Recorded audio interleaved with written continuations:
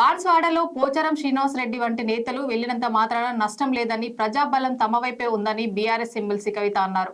మరోసారి గులాబ్ జెండాను ఎగరవేద్దామని కార్యకర్తలకు పిలుపునిచ్చారు. బీఆర్ఎస్ ప్రభుత్వంలో సీఎం నియోజకవర్గానికి ఎంత నిధులైతే మంజూరు చేశారో అదే స్థాయిలో బాన్స్వాడకు నిధులు ఇచ్చారన్నారు.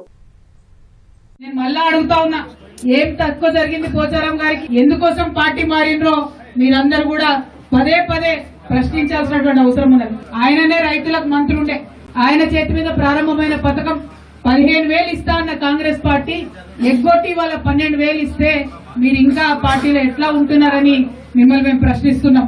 ఎప్పుడు రానని నిధులు బాన్స్వాడకు వచ్చే, బాన్స్వాడ బంగారు వాడగా మారే ఛాలెంజ్ చేస్తా ఉన్నాం మనం.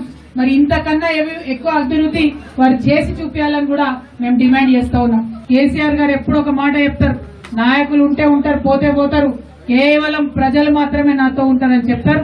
ఇవాళ బీఆర్ఎస్ పార్టీతోని ప్రజలు ఉన్నారు, బీఆర్ఎస్ పార్టీతోని కార్యకర్తలు ఉన్నారు.